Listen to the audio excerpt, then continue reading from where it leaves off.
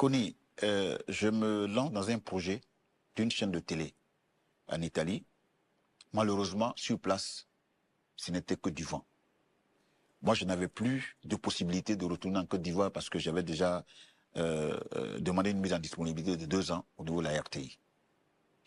Donc, je me retrouve là en situation difficile en Italie parce que le projet ne s'est pas réalisé. Et un jour, la maison dans laquelle on était, le propriétaire vient et me dit non, on est en plein hiver, que moi, je ne peux plus vous garder parce que le gars qui vous a amené ici n'a pas été capable de pouvoir faire face à ses engagements. Je me retrouve à la gare de train. Je n'ai plus un rond. Et c'est dans les poubelles là que je fouille pour prendre de quoi manger. C'est une situation... C'est une situation que j'ai vécue. Vous imaginez, vous quittez chez vous dans l'espoir de venir partager le petit don que Dieu vous a donné. Et vous vous retrouvez à la gare de train. À fouiller dans les poubelles. Les poubelles. Mendier. Et c'est comme ça que mon ami Moreau apprend que ça ne va pas chez moi. Donc lui, il me fait appel. Et c'est lui qui me sauve. Et après, je rentre en France. C'est là que je tombe sur mon ami d'enfance, Ali Koné, qui est devenu mon associé aujourd'hui, qui fait ce qu'il peut. Et à cette époque, je suis avec une femme. Je ne travaille pas, elle ne travaille pas. On est en train d'errer dans les rues de Paris. Et tout le monde sait que John Jay, le grand John Jay, après le succès du télé-gag du Coq-à-l'âne, je suis à Paris. Et je marche. C'est-à-dire que je n'ai même pas 100 francs. Je n'ai même pas 50 centimes. Je n'ai même pas 1 euro pour payer le tram. Et je vois des gens qui me reconnaissent, mais ça murmure. Connie, c'est l'épreuve la plus difficile. C'est-à-dire que quelqu'un est en train de parler de toi. Et puis tu imagines ce qu'il dit. Regardez ce qu'il est devenu. C'est compliqué. Et donc elle me dit, mais chérie, au lieu de souffrir comme ça, va parler avec ton ami. Dis-lui, tu vas rentrer à Abidjan. Donc je vais le voir, je lui dis, je vais reprendre mon émission, je vais rentrer à Abidjan. Donc je rentre à Abidjan, il me donne les moyens. Et je viens, et ça fait un bim. Je lui ai dit, à partir d'aujourd'hui, tu es mon associé à vie. Mais après, il y a eu la crise en Côte d'Ivoire, donc je repars, je reviens en France. Et qui me sauve, c'est Ziké, avec sa femme. L'artiste chanteur. Oui. Si Ziké, il m'héberge, il me nourrit, lui et sa femme. Mais s'ils ne sont pas là, je suis perdu. Avec toute la communauté des Ivoiriens à Orléans. Et c'est dans cette période que Fabrice Awignon, pour qui je ne travaillais pas, moi je n'avais aucun contrat avec lui, il apprend que ce n'est pas rose. Il m'appelle, il m'a dit je serai à Paris, je vais te voir. Je viens le voir.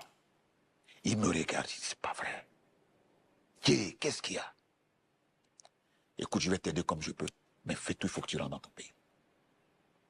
Donc c'est Yves Zobo qui voit l'UNGCI et les gens décident de prendre la tâche avec Ahmed Bakayoko, paix à son âme, et je reviens en Côte d'Ivoire. Mais pendant tout ce temps-là, Dieu a mis sur mon chemin un couple, mais une mère qui m'a pris comme son propre fils et qui a dit à ses enfants, lui là, c'est désormais votre aîné. Donc quand je reviens, c'est là-bas que je dors, c'est là-bas que je suis. Et après, je décide de redessiner mon horizon, il faut que les choses aillent comme il se doit, tout ça. Quand je quitte là, je vais chez mon grand frère. Et un jour, je tombe malade. Mon grand frère, il avait une grande maison, lui, il part à Sandra pour travailler, je tombe malade, Connie. Et le gars qui était avec moi appelle ma fille, mon aîné, pour lui dire, il faut que tu viennes voir ton père. Ça va pas. Donc elle me prend, elle m'amène chez elle. Mais ma fille à l'époque, habitait dans une cour commune, dans un studio. Moi, j'étais sur Fréquence 2 par le biais de Didier Bleou, mais c'était pas des gros moyens. Mais il m'a donné l'opportunité de revenir, donc doucement. Et c'est dans cette période-là que je signe mon contrat avec Life. Mais Life n'avait pas encore commencé. Donc je suis dans le studio avec ma fille. Je suis sur le lit, ma fille et son mari dorment à terre. Tous les matins, je sors de la chambre, je dois traverser tous les regards de la cour commune. Et les gens, j'entends, les gens disent, est-ce que c'est lui? John Jay. C'est John Jay qui est là. la vie m'a connu. Mes jambes deviennent lourdes. Et des amis qui venaient chez moi, tu connais mes bureaux où j'étais, Oui, à Danga, Général Prod. à General Prod. Ceux qui venaient chez moi pour faire le rang, à qui je donnais de l'argent pour régler des problèmes, des choses. Ce sont les premiers qui envoyaient des SMS. Genre. Mais c'est comme ça. Non, il est fini.